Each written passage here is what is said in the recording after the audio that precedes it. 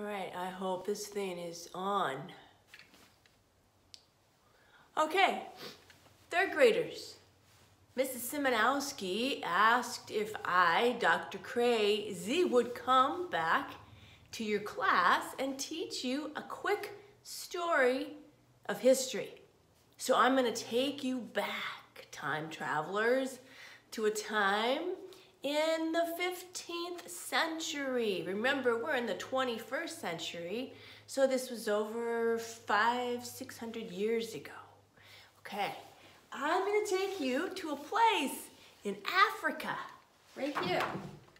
And you know, she told me that you know this great song. I think we should sing it just so we kind of remember where things are in our world, so we know where we're going. Okay. North America, South America, Europe, Asia, Africa, Australia. Don't forget Antarctica, a very cold continent, the continents. God made them all. Let's see if you can do it. I'm just gonna point and hum and you sing. All right, let's hear you.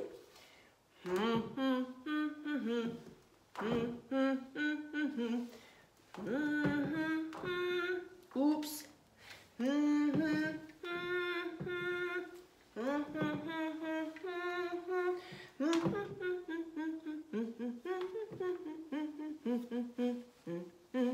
God made them all. All right. Good job, third graders. You haven't forgot that.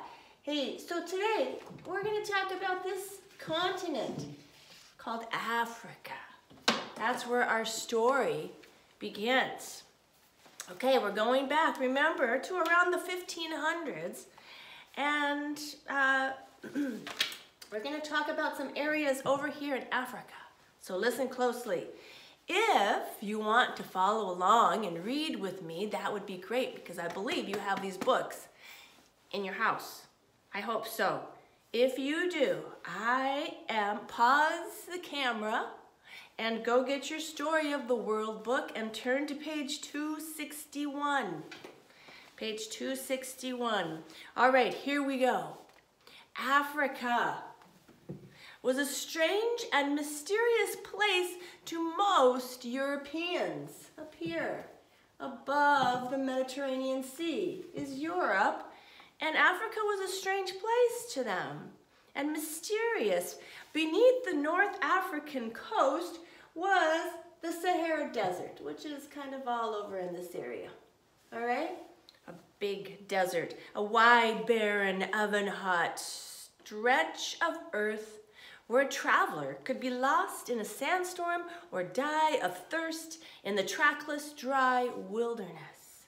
Few people crossed the Sahara Desert to find out what lay south. They didn't cross that desert to find out what lay over here. So hardly anyone knew what lay south of the desert. Because they had never seen the rest of Africa, Europeans called Africa the Dark Continent. But if you look at your map, okay, you'll see that the northern coast of Africa up here and the Sahara Desert, okay, are only two small parts of Africa. The center of Africa lies between two mountain ranges, right? We have one of the mountain ranges right here. And in those mountain ranges, they can be so high that the tops are covered with snow and ice. And between these mountain ranges, there's tropical rainforests that are hot and damp and tangled green jungle for hundreds of miles. And further south, Africa has not only jungles, but it has open grasslands, wide rivers, and rolling hills. In the Middle Ages, much of this land was home to nomadic tribes who roamed through the jungles and the fields, hunting and fishing, moving from place to place. Remember, nomadic tribes, those are tribes that just wander. They don't really settle down in any place. They just wander from place to place to place. Okay, these tribes did not write down their history in books or build huge cities. But in West Africa, so west is left, remember, over here, many Africans lived in kingdoms with houses, roads, palaces, and schools. So while a lot of Africa has nomadic tribes wandering from place to place, never settling down, not writing any history, over on the west side, you have houses and roads and palaces and schools. Interesting, right? Archaeologists can see the remains of these buildings today. And these kingdoms welcomed European visitors who did write descriptions of what they saw. So we know a lot. We know much more about these West African kingdoms over here than we do about the tribes who lived in the center and the south of Africa. Now, in the Middle Ages, the three largest West African kingdoms over here were Ghana. Okay, I'm just going to pronounce these to you. Ghana, Mali, and Songhai. So here's Mali, and Songhai is also over here, even though I don't know if that is shown on this map. But we've got Mali and we've got Ghana. And Songhai, it may have been changed to a different name over the course of the years. I'm not sure. That would be good research for you. Anyway, it's over in this side.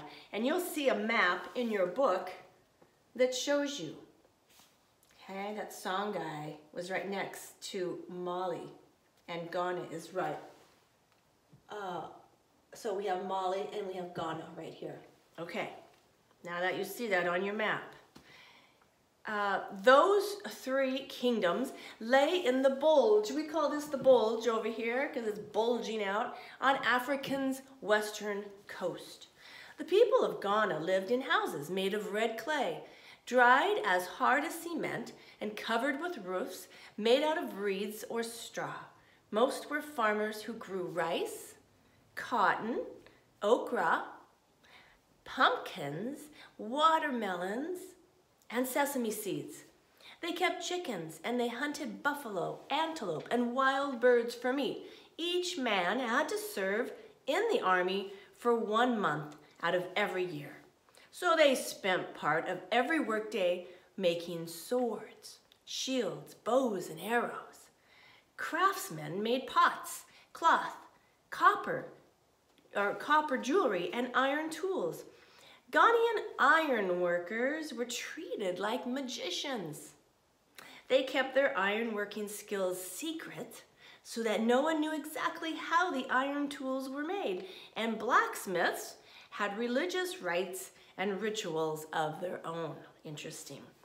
But Ghana didn't become rich and powerful because of its iron or its pumpkins. It became rich by taxing the gold and salt that traveled through it. So remember that, gold and salt. That is what made Ghana famous, rich, and powerful. Europeans called Ghana the land of gold, but Ghana itself didn't have very much gold. Gold was found in the earth south of Ghana. The tribes who lived there washed grains of gold out of the soil of riverbeds and banks. Interesting. I think we have a student here, Matthew. You went with your family somewhere in the U.S. I can't remember what Mrs. Simonowski told me, but you went panning for gold in the U.S. Sounds interesting. Well, this is what they did here in Ghana. They dug it out of the ground by chipping thousands of short shafts or mine tunnels into the hard earth. Each shaft or tunnel might yield enough gold to make one small coin. Not very much, but all together, the shafts produced tons of gold. The West Africans made jewelry, daggers, royal ornaments, and even masks from gold, and they sold gold to the Arab merchants who lived in the north of Africa. In exchange for the gold, the Arab traders offered salt. So over here was where Saudi Arabia is, very close to Africa. They would come all the way over here, and they would trade salt for gold. Now that's interesting. You wouldn't think that salt would be worth gold. But in a hot country like Africa, the people needed to eat salt in order to stay healthy. But south of Ghana, there was very little salt in the ground. Most of Africa's salt was found in the Sahara Desert up north. Slaves dug it out of the ground, working in hot, dry salt mines. These salt mines were terrible places to be. Everything was salty: the water, the food, and the ground. In the city of Taghaza, where the largest mines were located, the largest salt mines, even the houses and the mosques, and remember, a mosque was a place of worship for the Muslims, even those places were built from blocks of salt. And they were covered with camel skins. All the trees and plants had died, and there was nothing but sand and salt as far as the eye could see. Wow. Today, we still will call unpleasant work, if we're doing something really hard and we don't like it, we can say it's like working in the salt mines. Your parents will have heard that expression. The Arab traders, remember from over here, the Arab traders brought their salt south to trade for gold, and the West African gold miners brought their gold north to trade for salt. Both the salt and the gold had to go through Ghana. So remember, Ghana's here. And so we've got salt coming down here and gold going back up here. And it had to go through this place called Ghana, okay? So the king of Ghana charged a toll. He charged a price for every pound of gold. Every pound, not much, that's not very heavy. Every pound of gold and every pound of salt that went through his kingdom, he charged a toll fee. Soon Ghana became very rich indeed. Eventually, Ghana grew into a powerful empire that boasted an army of 200,000 archers and a huge capital city. The king lived in his own private section of the city with the houses of his priests and wise men surrounding him. A Muslim historian named al-Bakri visited the king of Ghana. And we're fortunate that he wrote down what he saw when he went to visit the king. This is how he described the royal court.